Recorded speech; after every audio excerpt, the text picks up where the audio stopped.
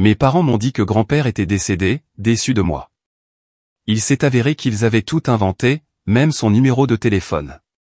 Lors de la lecture du testament, son avocat a ouvert une lettre scellée qui a exposé chaque mensonge et détruit leur petit empire. Bonjour Reddit, je n'aurais jamais pensé être le genre de personne à poster ce genre d'histoire, mais nous y voilà. Disons simplement que ma famille a réussi à faire de la cupidité une profession à plein temps, et j'ai fini par être le seul à ne pas jouer le jeu. Ce qui a commencé comme une aide à la famille s'est transformé en mensonge, en faux papier et en un testament qui a tout changé. Je suis parti une fois, mais quand ils ont de nouveau franchi la ligne, j'ai décidé de finir ce qu'ils avaient commencé. Mais cette fois, de la bonne manière. Moi, Ellie, 28 ans, j'ai grandi dans une de ces familles où le favoritisme n'était même pas dissimulé. C'était une tradition. Ma sœur Miranda, 29 ans, était l'avenir de la famille. Et j'étais le personnage secondaire qui existait pour la mettre en valeur. Elle pouvait brûler un toast et il disait qu'elle était créative. Je pouvais réparer le lave-vaisselle, et d'une manière ou d'une autre, je me mettais en avant. Quand j'ai grandi et que j'ai commencé à travailler, les tentatives de me faire culpabiliser ont commencé. Mes parents avaient cette expression pour la famille. Cela semblait noble jusqu'à ce que je réalise que cela signifiait que mon salaire servait à leur confort. Ellie, ta sœur cherche encore sa voie. Peux-tu l'aider avec le loyer? Ellie, nous sommes à court ce mois-ci. Peux-tu couvrir les factures? Ellie, nous prévoyons un voyage en famille à Miami.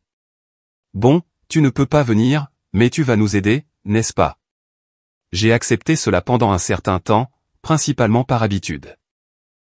C'est ce qui arrive quand on grandit en étant conditionné à mériter l'amour. Mais un soir, après que mon père m'a dit que je leur devais tout pour m'avoir élevé, quelque chose s'est éteint en moi. Je n'ai pas crié. Je n'ai pas argumenté. Je l'ai juste regardé et j'ai dit, tu as raison. Je ne vous dois plus rien maintenant. Puis j'ai fait mes valises, j'ai fait transférer mon travail dans une autre agence hors de l'État, et j'ai disparu de leur vie. Couper les ponts avec eux n'était pas une vengeance. C'était une question de survie. Les seules personnes qui se souciaient vraiment de moi étaient mes grands-parents, George et Darla Dawson. Je passais la plupart des étés de mon enfance dans leur ranch. Grand-père était un ingénieur à la retraite qui croyait que tout pouvait être réparé avec assez de patience et de ruban adhésif. Il avait un atelier derrière la grange qui ressemblait au garage d'un savant fou. Moitié outil, moitié chaos. Mais il l'appelait le « Centre d'innovation George Dawson ». Complètement sérieux, comme si c'était le laboratoire de secours de la NASA. Les projets étaient fous pour un vieil homme avec une boîte à outils, des pompes d'irrigation à énergie solaire fabriquées à partir de ferraille, des capteurs faits maison qui suivaient l'humidité du sol, et un engin de Frankenstein qui transformait les déchets agricoles en granulés d'engrais. Il ne se souciait pas de l'argent. Il se souciait des idées qui facilitaient la vie des gens. Enfant, je m'asseyais sur un tabouret à côté de lui, dessinant des croquis sur du papier brouillon pendant qu'il m'expliquait les choses en termes simples. Les gens pensent que l'agriculture, c'est de la chance, disait-il en serrant des boulons avec ses grandes mains burinées. C'est juste de l'ingénierie avec de la terre. J'étais accro. J'ai commencé à apporter mes propres petits carnets, à suivre les précipitations, à dessiner des schémas de pompe, à poser des questions stupides auxquelles il répondait toujours comme si elles étaient géniales. Ces étés m'ont appris plus sur la résolution de problèmes que n'importe quel diplôme. Un soir, je me souviens que nous étions assis devant l'atelier. Le ciel était clair et l'air sentait le foin et l'huile de moteur. Grand-père s'essuyait la graisse des mains et a dit, un jour, tout cela sera à toi. Tu le rendras plus grand, plus intelligent, meilleur. Je pensais qu'il plaisantait. J'avais 15 ans et aucune idée qu'il le pensait littéralement. Quand j'ai eu la vingtaine, le travail a pris le dessus. J'étais occupé, je déménageais beaucoup, et la vie est devenue cette routine où l'on cligne des yeux et 5 ans ont disparu. J'appelais encore le ranch de temps en temps, mais au bout d'un moment, le numéro a cessé de fonctionner. Ils avaient changé la ligne du ranch et, bien sûr, personne ne me l'avait dit. J'ai pensé qu'ils s'étaient peut-être débarrassés de la ligne fixe. J'ai envoyé un texto à ma mère pour lui demander le nouveau numéro de grand-mère. Elle a répondu 3 jours plus tard avec un message qui aurait pu être généré automatiquement. Ils sont dans une maison de retraite maintenant. Ils ne veulent pas de visiteurs. Tu devrais te concentrer sur ta propre vie au lieu de remuer le passé. D'ailleurs, ils sont déçus que tu aies abandonné la famille. Pas de photos, pas d'adresse, juste ça. J'ai essayé d'écrire des lettres, d'envoyer de petits paquets, même de demander à de vieux voisins s'ils avaient eu des nouvelles. Rien n'est revenu. Chaque impasse me faisait me sentir un peu plus stupide d'avoir essayé. Je pensais à grand-père assis à cet établi, expliquant quelque chose sur les engrenages ou la lumière du soleil, et je me demandais s'il pensait que j'avais simplement disparu. Les mois sont devenus des années et j'ai fini par arrêter de demander. Ce n'était pas abandonné. C'était de l'autodéfense. On ne peut frapper à une porte verrouillée qu'un certain nombre de fois avant d'accepter qu'elle ne nous est pas destinée. Puis, un après-midi, alors que je terminais un projet au travail, mon téléphone a vibré avec un numéro inconnu. Normalement, je les ignore, mais quelque chose m'a poussé à répondre. Est-ce que je parle à Ellie Dawson, a demandé une voix d'homme. Oui, ai-je dit prudemment. Je vous appelle concernant George Dawson. Je suis au regret de vous informer que votre grand-père est décédé la semaine dernière. Je n'ai rien dit. Je suis juste resté assis là, à fixer le mur. L'homme continuait de parler, quelque chose sur les arrangements, une lecture, des documents que je devrais signer, mais mon cerveau était vide. Ma première pensée n'a pas été la tristesse. C'était la colère, pas contre grand-père, mais contre mes parents. Parce que si ce que cet avocat disait était vrai, cela signifiait qu'ils avaient menti sur tout. Il m'avait dit qu'il était dans une maison de retraite, qu'il ne voulait pas me voir, que c'était moi qui les avais abandonnés. Maintenant, il était parti, et je n'avais jamais eu la chance de lui dire la vérité. L'appel s'est terminé avec l'homme me donnant une adresse que je connaissais trop bien, le ranch.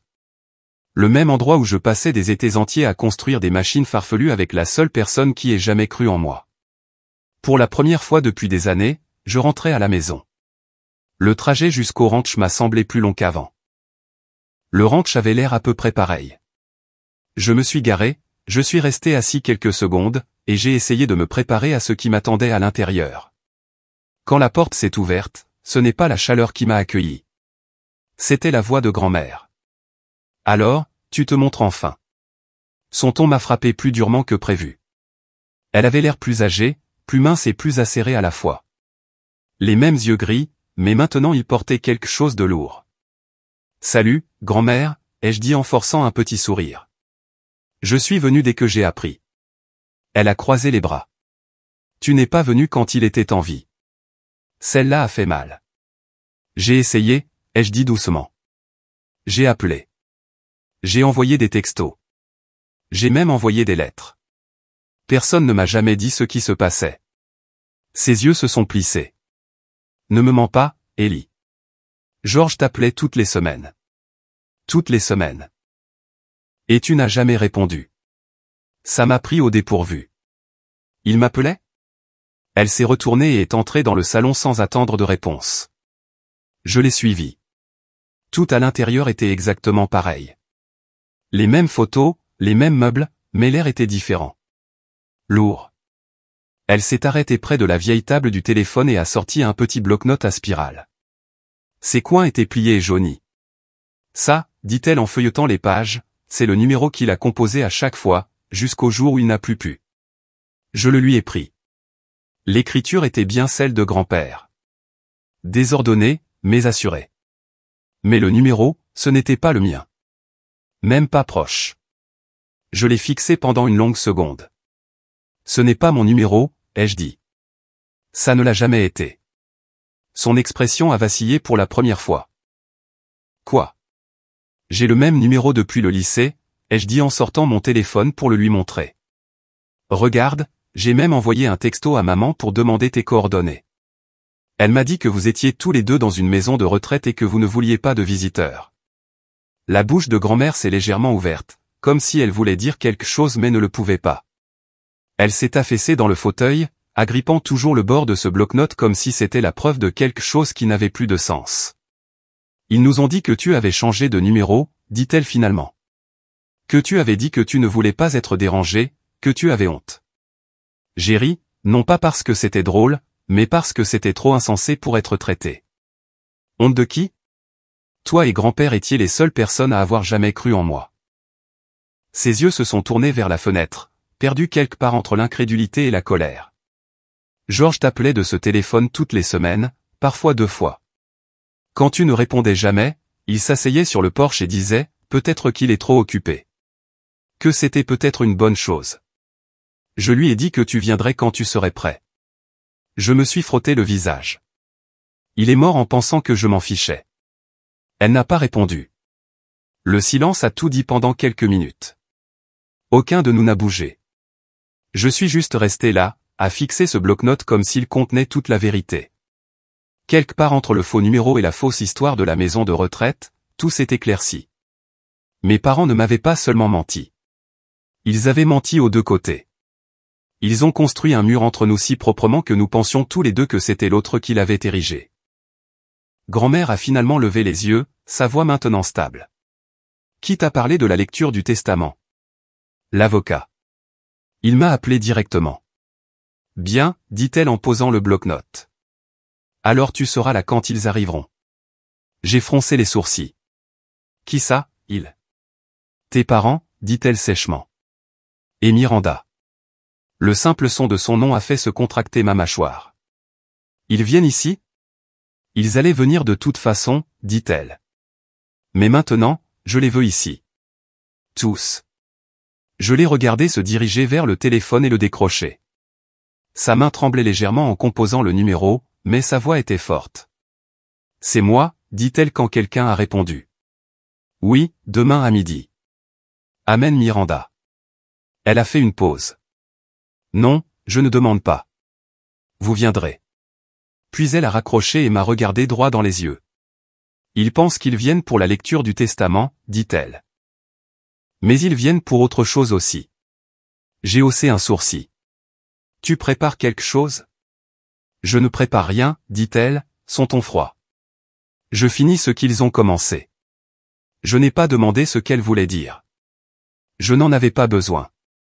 Quoi qu'il soit sur le point de se passer, je sentais que ça allait réduire en cendres des années de mensonges.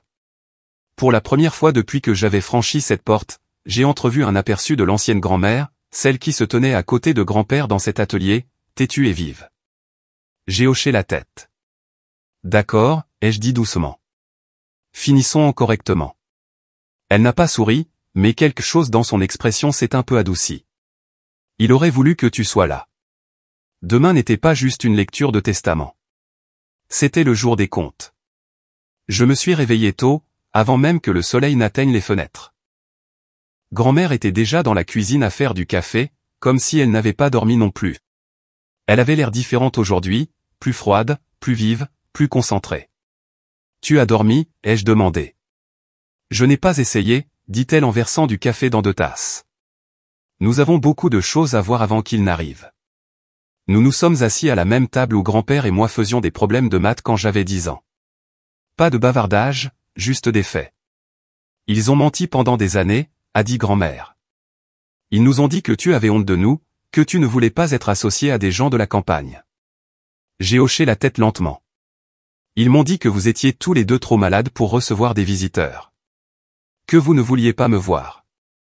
Sa mâchoire s'est contractée. Ton grand-père a cessé de manger correctement à cette époque. Il n'arrêtait pas de dire, il reviendra. Il a juste besoin de temps. Je me suis adossé à ma chaise. Ce sont des menteurs professionnels. Ils avaient probablement une histoire prête pour chaque question. C'est vrai, dit-elle. Ils ont dit à tout le monde que tu étais parti pour l'argent. Que tu avais dit être embarrassé par le petit atelier de ton grand-père. J'ai eu un rire bref et sec. Ouais, parce que Dieu nous en préserve que quelqu'un pense que j'admirais le seul homme de cette famille qui ait réellement travaillé pour quelque chose. Ses yeux se sont adoucis. Je les ai crus pendant un certain temps, a-t-elle admis, non pas parce que je le voulais, mais parce qu'il le disait avec une telle certitude. Je ne la blâmais pas. La manipulation était la première langue de mes parents.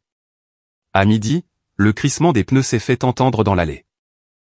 J'ai regardé par la fenêtre et j'ai vu la même voiture qu'ils utilisaient pour se rendre au dîner de famille auquel je n'étais pas invité. Miranda est sortie la première.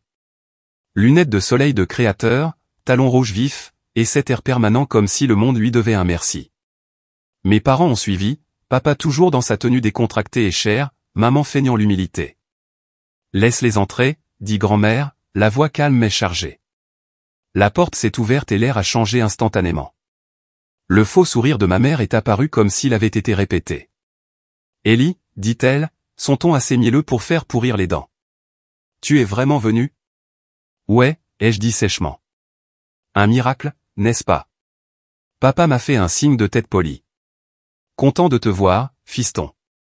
Je ne peux pas en dire autant, ai-je dit. Miranda n'a pas pris la peine de faire semblant. Waouh, tu as l'air banal, dit-elle en me scrutant de haut en bas. Je suppose que la vie en ville ne t'a pas rendu riche, finalement. J'ai souri. Je suppose que la vie de famille ne t'a pas rendue décente. Sa mâchoire a tressailli, mais elle n'a pas répondu. Ils sont entrés dans le salon comme s'ils étaient chez eux. Maman s'est assise la première, croisant les jambes. C'est bien que tu sois là, Ellie. Aujourd'hui, c'est important. Nous allons enfin pouvoir tourner la page. Tourner la page, ai-je répété. C'est comme ça qu'on appelle la cupidité maintenant. Papa a ignoré ça. Tu sais, la succession de ton grand-père est compliquée. Nous avons géré les choses de manière responsable. Miranda aura sa part, bien sûr. Je l'ai regardé. Sa part est en quoi exactement? Il s'est adossé comme s'il expliquait quelque chose à un enfant. Environ 9,2 millions d'euros, d'après la dernière ébauche qu'il m'a montrée il y a des années. Nous nous occuperons du reste. Tu as ta propre vie, n'est-ce pas? Tu peux construire quelque chose pour toi. Voilà, la devise de la famille. Tout prendre, ne rien donner, le justifier avec un sourire.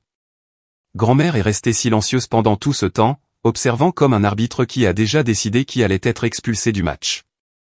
Miranda s'est penchée en avant, suffisante. Tu ne devrais même pas être ici, Ellie. Tu as fait ton choix quand tu es parti. Grand-père était déçu, tu sais.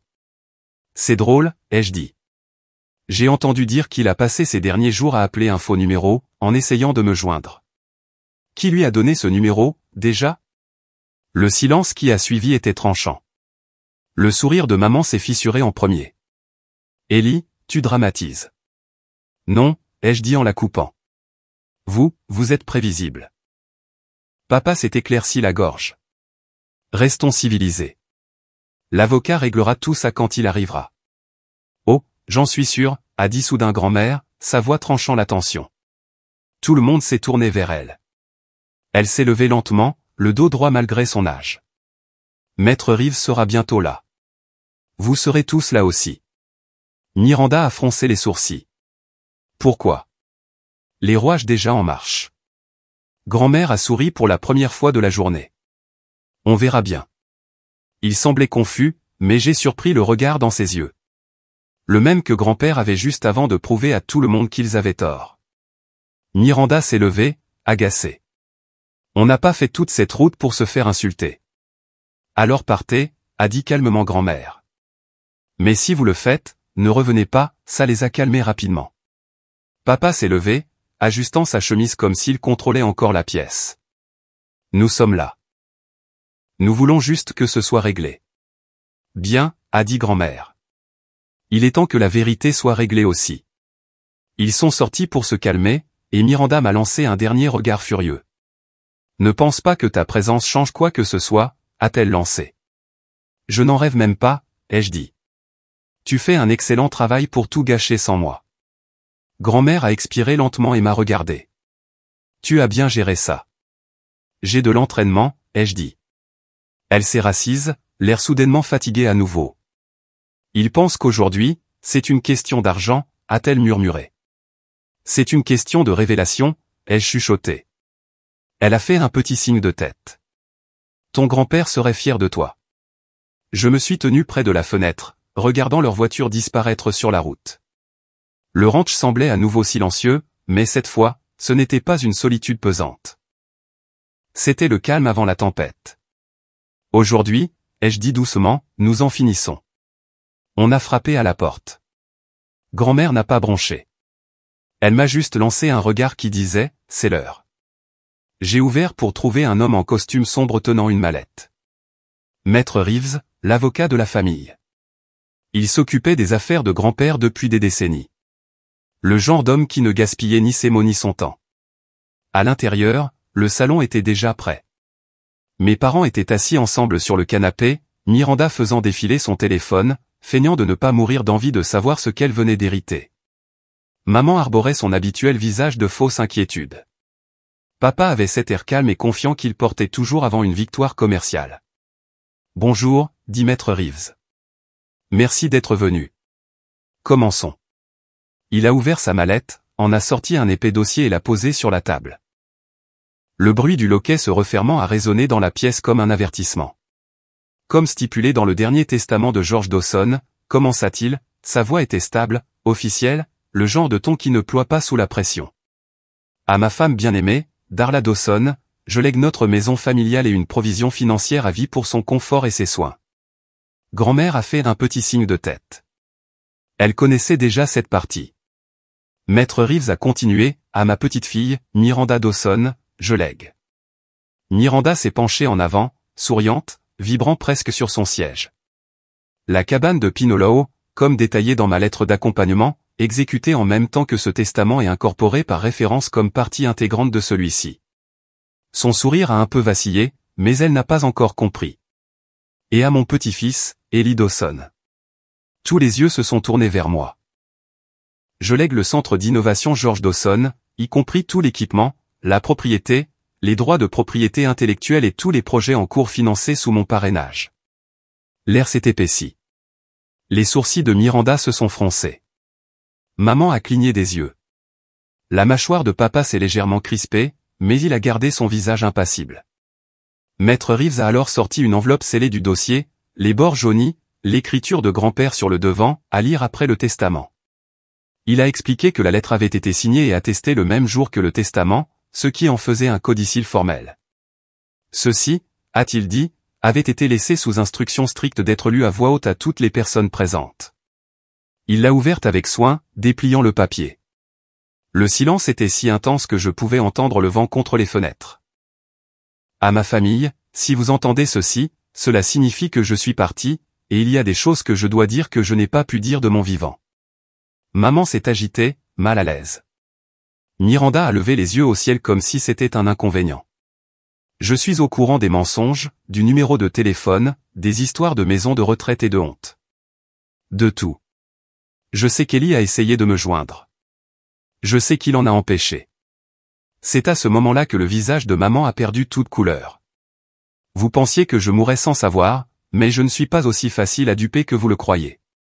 J'ai passé ma vie à enseigner l'honnêteté et le travail acharné, et je ne laisserai pas la cupidité effacer cela. Alors, j'ai réécrit mon testament. Maître Reeves a levé les yeux brièvement, puis a continué à lire. Le reste de ma succession, à l'exclusion de la maison de Darla et de la cabane de Pinoloo, appartient désormais à Eli Dawson. Il est le seul à comprendre ce que signifie construire quelque chose à partir de rien. Laissez-le le faire avancer. La voix de Miranda a craqué. Quoi? Ce n'est pas possible. Quant au reste d'entre vous, Darla mise à part, Miranda reçoit la cabane de Pinoloo. Elle est petite. Elle est vieille, mais elle est honnête. Considérez-la comme un rappel de ce que la cupidité coûte. Quand la lettre s'est terminée, le silence qui a suivi était presque violent. Puis Miranda a explosé. C'est de la folie. Il n'aurait pas fait ça. Toi, a-t-elle dit en me désignant. Tu l'as manipulé d'une manière ou d'une autre. Je n'ai pas bougé.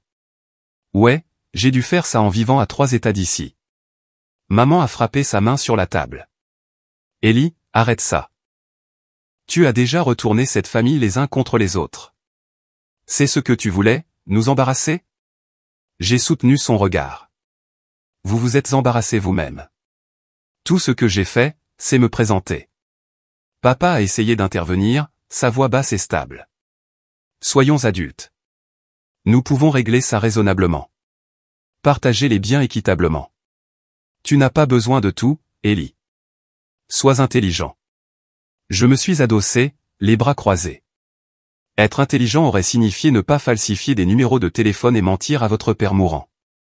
Je ne fais que nettoyer le désordre. Grand-mère s'est finalement levée. Sa voix n'était pas forte, mais elle avait du poids. Assez. Tout le monde s'est figé.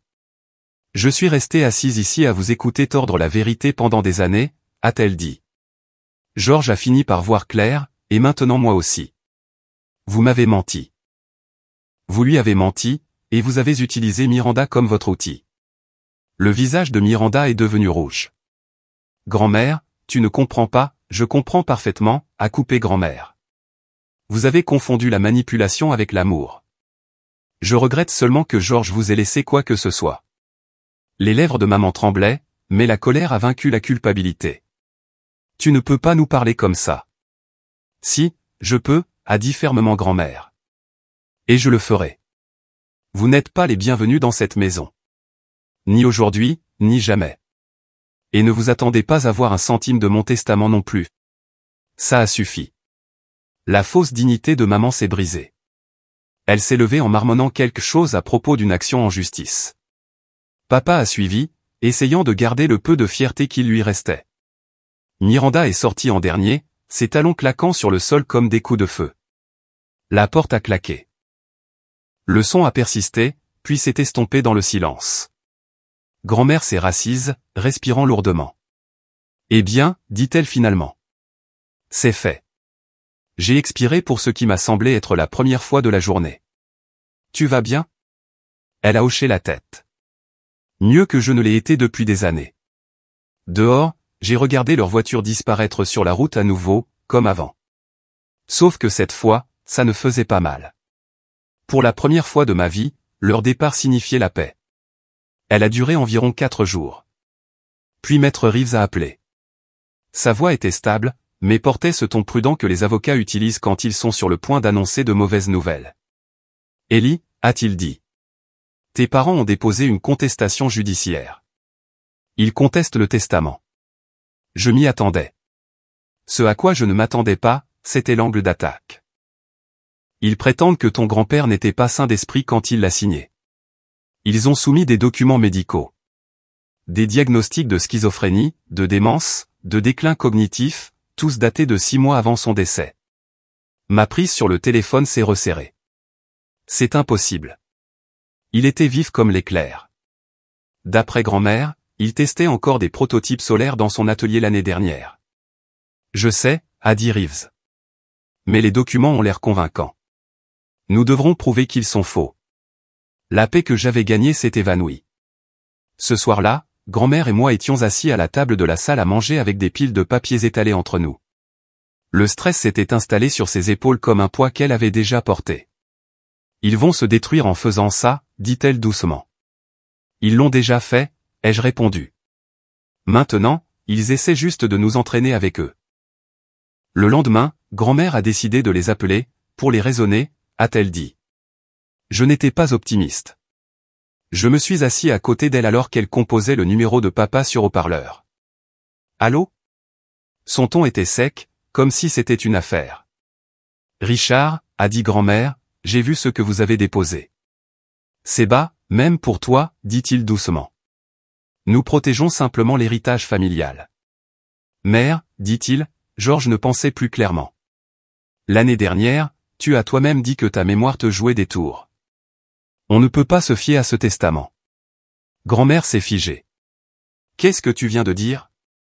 Tu oublies des choses, intervint la voix de maman. Elle devait être sur haut-parleur aussi. Tu m'as dit une fois que tu n'arrivais même pas à trouver tes lunettes de lecture pendant 2 jours. Nous ne t'attaquons pas. Nous sommes inquiets. Ce n'est pas une perte de mémoire, a dit grand-mère en tremblant. C'est la vie. Papa a soupiré de façon dramatique. Nous essayons de faire ça pacifiquement. Toi et Ellie pouvez éviter l'embarras si vous acceptez simplement de diviser les choses équitablement. J'ai coupé court. Vous voulez dire tout rendre à Miranda. Papa n'a pas hésité. Tu réagis de manière excessive. Grand-mère a mis fin à l'appel sans un mot de plus. Ses mains tremblaient légèrement en posant le téléphone. Ils essaient de me faire douter de moi-même, a-t-elle murmuré. Ils font ça depuis des années, ai-je dit. Cette fois, on ne les laisse pas gagner. Le lendemain matin, Reeves est venu avec des copies des faux rapports. Ils avaient l'air officiels, tamponnés, signés, incluant même la signature d'un faux neurologue. Si je n'avais pas su, je les aurais crus. Ils ont mis le paquet, a dit Reeves en posant le dossier sur la table. Faux en tête d'hôpital, note de médecin, tout. Si nous ne pouvons pas le réfuter, cela pourrait retarder le transfert de la succession de plusieurs mois ou nous coûter tout, ai-je marmonné. Cette nuit-là, je n'ai pas pu dormir. Vers minuit, j'ai pris une lampe de poche et je suis allé au bureau de grand-père. L'atelier sentait la même chose. Cire pour bois, huile, poussière et vieux papier. Son bureau était toujours organisé comme il l'aimait. Des plans empilés à gauche, des porte-mines parfaitement alignés à droite. J'ai commencé à ouvrir les tiroirs, des reçus, des brevets, des carnets remplis de dessins. Rien de médical. Puis j'ai remarqué le classeur verrouillé sous l'établi. Les clés étaient toujours accrochées à un clou près de la fenêtre. Classique de grand-père. À l'intérieur se trouvaient des dossiers étiquetés par année. J'ai pris celui marqué 2024 et j'ai commencé à le feuilleter. À mi-chemin, je l'ai trouvé. Une enveloppe scellée avec le logo d'un hôpital et le nom de grand-père. Quand je l'ai ouverte, je me suis figé. À l'intérieur se trouvaient les dossiers médicaux originaux, les vrais, signés par le docteur Carlson, le même médecin qui a soigné grand-père pendant des années. Les papiers incluaient des résultats de tests cognitifs datant de seulement 2 mois avant sa mort. Chaque ligne disait « Patient alerte, mentalement sain, aucune déficience cognitive ». J'ai laissé échapper un rire, moitié soulagement, moitié incrédulité. Sacré vieil homme, ai-je murmuré. Grand-père avait tout gardé. Le lendemain matin, j'ai scanné chaque page et fait 5 copies de sauvegarde. Cloud, clé USB, impression physique. Je ne prenais aucun risque. Quand je les ai montrés à Reeves, sa réaction a tout dit. C'est de l'or. Le tampon de l'hôpital, la signature, tout est vérifiable. Bien, ai-je dit, parce qu'ils ne vont pas s'arrêter. Grand-mère avait l'air plus forte à nouveau. Georges disait, les paroles s'envolent, les écrits restent. On dirait qu'il avait raison. Ouais, ai-je dit. Et cette fois, on va leur faire manger leur propre papier. 2 jours plus tard, Reeves a déposé une contre-requête enjoignant les vrais dossiers. En quelques heures, le tribunal a demandé une vérification à l'hôpital. La confirmation est revenue rapidement. Les rapports que mes parents avaient déposés étaient fabriqués. Les signatures numériquement altérées. Reeves a souri en m'appelant. Ils sont coincés maintenant. Une fois que le rapport de fraude sera déposé, ce sera terminé. Bien, ai-je dit. Qu'ils affrontent enfin le miroir qu'ils ont construit. J'ai regardé grand-mère assise dans le vieux fauteuil de grand-père, la lumière du soleil frappant la fenêtre derrière elle. Pendant des semaines, je l'avais vue accablée par le doute. Maintenant, elle avait l'air à nouveau stable. Ils ont failli m'avoir, dit-elle doucement. Failli ne compte pas, ai-je dit. Ils vous ont sous-estimé, toi et grand-père. Elle a eu un petit sourire fier. Et toi? Cette nuit-là, j'ai remis les documents originaux dans le même classeur, je les verrouillés et j'ai accroché la clé là où grand-père la gardait. Pour la première fois, j'ai compris pourquoi il avait tout gardé. Il ne faisait pas confiance aux paroles. Il faisait confiance aux preuves. Et maintenant, moi aussi. À la fin de la semaine, Maître Reeves a intenté une action civile complète contre mes parents pour fraude et falsification de documents. Il n'a pas mâché ses mots. Nous ne réglerons pas ça discrètement cette fois, a-t-il dit. Ils ont franchi une ligne qui ne peut pas être effacée par des paroles. Le tribunal a agi plus vite que je ne l'avais prévu. Les preuves étaient trop solides pour être ignorées. Les dossiers médicaux originaux de grand-père, les horodatages numériques et les faux rapports que mes parents avaient soumis. L'hôpital a immédiatement confirmé que les documents qu'ils avaient utilisés n'étaient pas seulement modifiés, ils étaient entièrement fabriqués.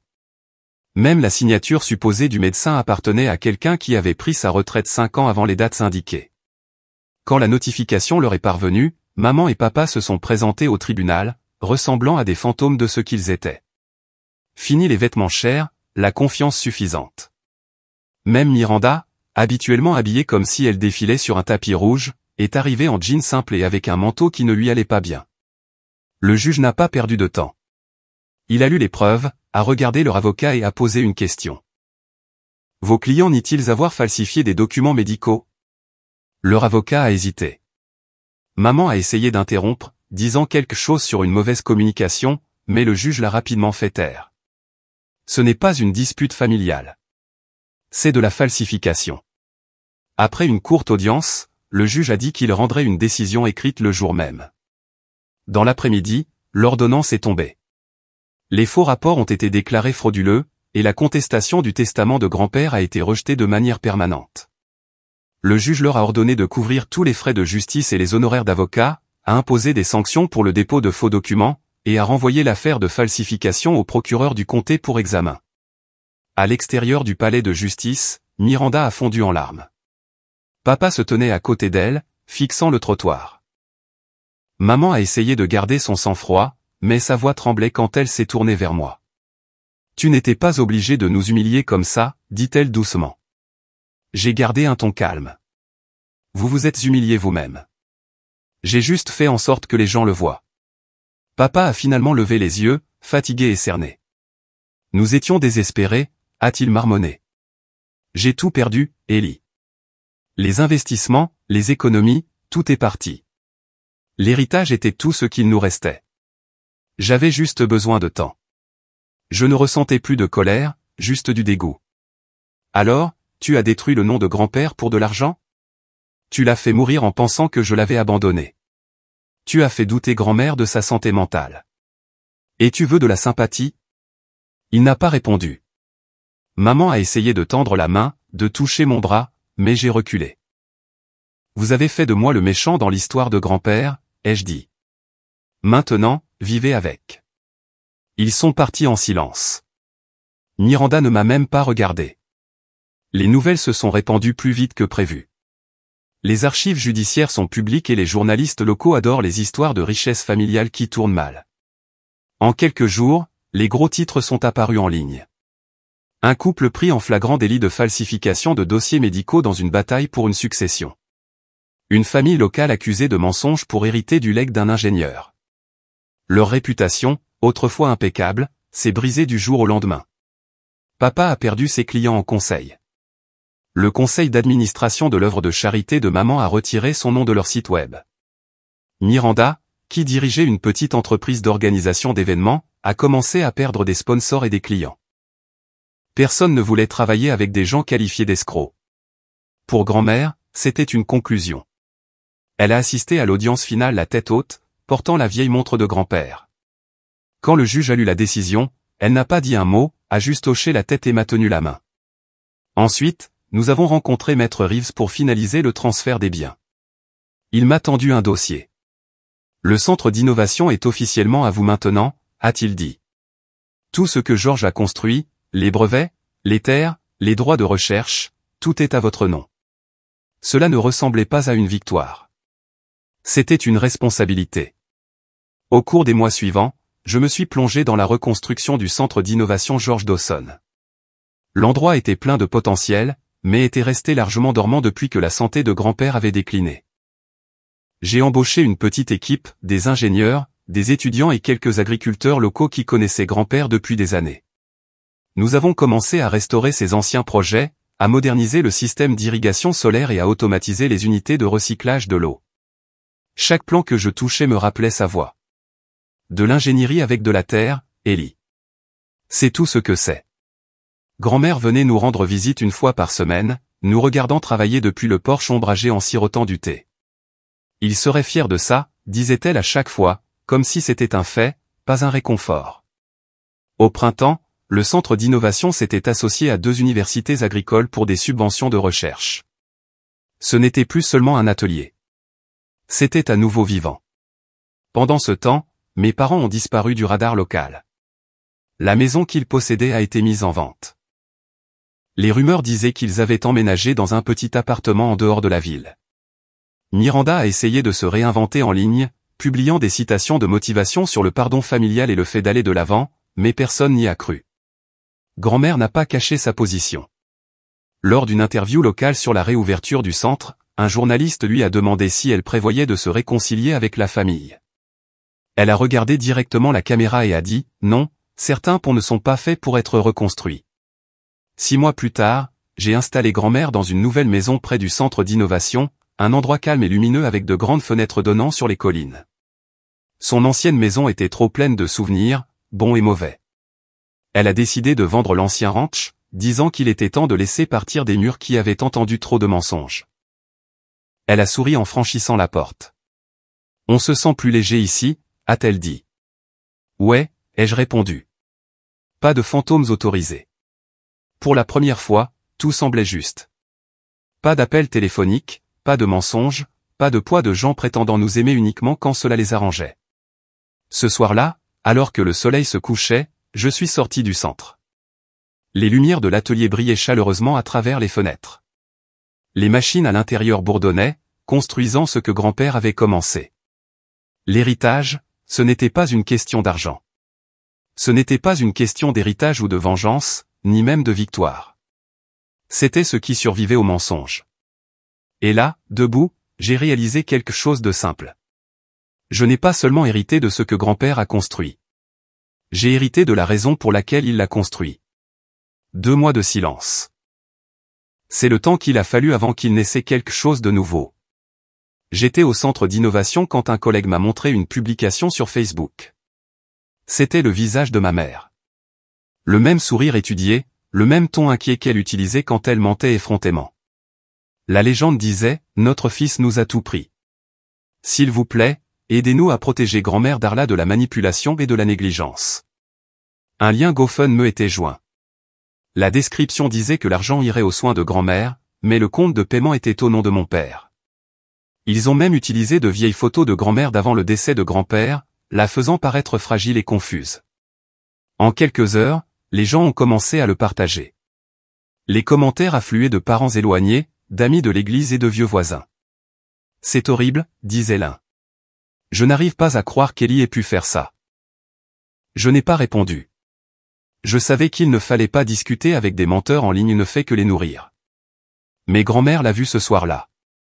Elle faisait défiler sa tablette dans sa chambre quand je l'ai entendu marmonner, « C'est une blague. » Elle m'a appelé, m'a montré la page et a dit, « Ils ont vraiment perdu la tête. » Elle a fixé l'écran pendant un long moment, la mâchoire serrée. « Ils pensent que je suis un accessoire pour leur spectacle de pitié », a-t-elle dit finalement. Puis elle a posé son thé. « Très bien, ils veulent de l'attention. Donnons-leur-en. » Le lendemain matin, grand-mère m'a demandé d'installer son téléphone sur un petit trépied. Pas de script, pas d'éclairage sophistiqué, juste elle assise sur le porche avec le vent dans les cheveux. Elle a pris une profonde inspiration, a regardé droit dans la caméra et a dit, « Je m'appelle Darla Dawson. Je ne suis pas malade. Je ne suis pas confuse, et je ne suis certainement pas manipulée. Mon fils et sa femme vous ont menti. Le GoFundMe qu'ils ont posté n'est pas pour mes soins. C'est pour leur cupidité. » Elle n'a pas élevé la voix une seule fois. Calme, stable, presque chirurgicale. Ils ont falsifié les dossiers médicaux de mon mari. Ils ont essayé de prendre ce qui ne leur appartenait pas. Maintenant, ils supplient des étrangers pour avoir de la sympathie. Si vous avez fait un don, demandez un remboursement. Ne laissez pas des escrocs profiter de mensonges familiaux. Elle a terminé par une phrase qui a frappé plus fort que tout le reste. Mon petit-fils n'a pas pris notre argent. Il a gagné notre confiance. C'est quelque chose que mon fils n'a jamais réussi à faire. Elle m'a regardé après avoir appuyé sur republier. Ça devrait suffire. En quelques heures, ça a explosé.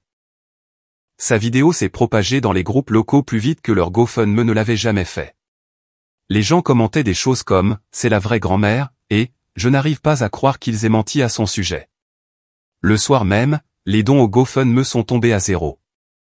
La section des commentaires s'est transformée en champ de bataille. Des dizaines de personnes ont exigé des remboursements, taguant le service de fraude de GoFundMe. Un journaliste local a même repris l'histoire. Une femme âgée dénonce la fausse collecte de fonds de sa famille dans une vidéo virale. Le lendemain matin, la campagne a été fermée définitivement. La page de la famille a disparu, mais les captures d'écran sont restées partout. Miranda a essayé de limiter les dégâts en publiant une clarification selon laquelle grand-mère était influencée par des personnes extérieures, mais cela n'a fait qu'empirer les choses. Quelqu'un a divulgué un clip d'elle en train de crier sur un donateur en public, hurlant que cela était censé tout arranger. C'est devenu viral sur TikTok. Quand la poussière est retombée, grand-mère s'est assise sur le porche en regardant le coucher de soleil. « Tu n'as même pas eu besoin de dire un mot », a-t-elle dit en sirotant son thé. Ils se sont chargés de leur propre chute. J'ai souri. « Tu deviens doué à ce jeu », elle a gloussé doucement. Un peu tard dans la vie, peut-être, mais mieux vaut tard que jamais. Pour la première fois, le silence qui a suivi n'était pas lourd. Il était paisible. Une semaine plus tard, je me promenais dans le laboratoire, maintenant animé par de nouveaux stagiaires et de nouveaux projets. Le centre d'innovation était florissant, financé par des gens qui croyaient vraiment en quelque chose de réel. Miranda et mes parents ont gardé la cabane de Pinoloo, petite, honnête, et exactement le rappel que grand-père voulait qu'ils aient. Sur mon bureau se trouvait la vieille montre de poche de grand-père, son boîtier en argent reflétant la lumière du matin. Je pouvais presque l'entendre dire, « Tu vois, Ellie, de l'ingénierie avec de la terre et de la patience. » Je n'ai pas gagné en argumentant ou en criant. J'ai gagné en restant calme et en laissant la vérité faire son travail. Et cette fois, le monde l'a vu aussi. Note du traducteur, la dernière phrase sur YouTube semble être une incitation à l'action de la vidéo originale et n'a pas été incluse dans la traduction narrative.